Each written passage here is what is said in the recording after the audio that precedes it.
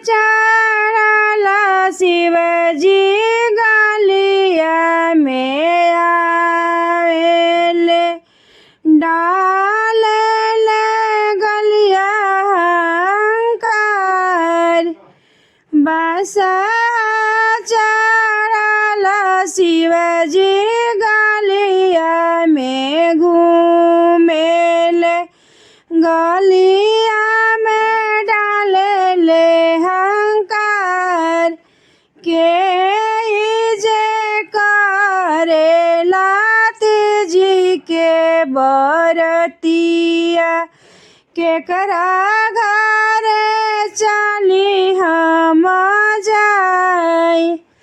के जे करेला तीजा के बरतिया, केकरा घरे लही हम बसेर। अपने महलिया से निकलेले सभइबे लोग, सुनी शिवजी अरज हमार। सुनी शिवजी अरज हमार, हमारा रानियावा हो कैली बरतिया। सुबह से कैली इंतजार, हमारा रानियावा हो कैली बरतिया। सुबह से कर इंतजार, गोबराली पावयांगन चौका पुरावेली। आसन दिहली लगाई, आसन दिहली लगाई। अक्षत चंदन रोरी कपूरवा हो, गंगा जल कलश भराए। अक्षत चंदनवा हो रोरी कपूरवा, गंगा जल कलश भराए। भांगिया पीसिया शिवजी भरली कटोरावा, करेली रौरे इंतजार। मन तन से पूजी शिवजी रौरे चरनिया, संगवा में गौरा रानी साथ। मन तन से पूजी शिवजी रौरे चरनिया, संगवा में गौरा महारानी।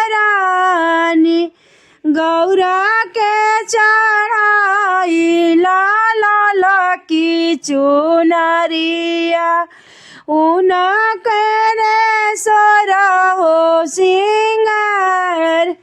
उनका लागी सोर हो सिंगार। पूछाऊ ना मांगी शिवजी तहा से मांगनवा, एक ही अरमान पूरा होई। कुछाऊ ना मांगी गौरा माई तहा से मांगनवा, आस मोरे पूरा करी देहूँ। आस मोरे पूरा करी देहूँ। हमारे सजनवा के लमहर उमिरिया हो, हमारा जे करी सोहाग। हमारा सजनवा के लमहर उमिरिया,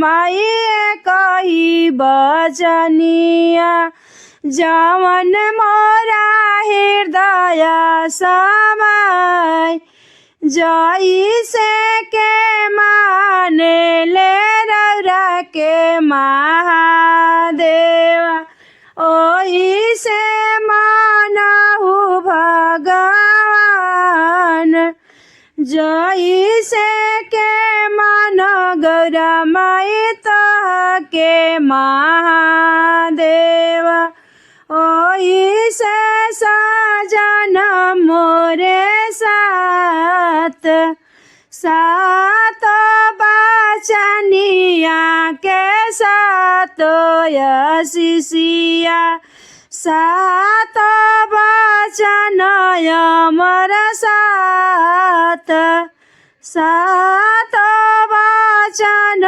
अमर सात चमा चमा चमके मोर मांगे के सिंदूरवा टिकुली चमके मोर लीलार चूड़िया कलैया में सात जन्म खन के रही सजन जी के साथ रही सजन जी के साथ।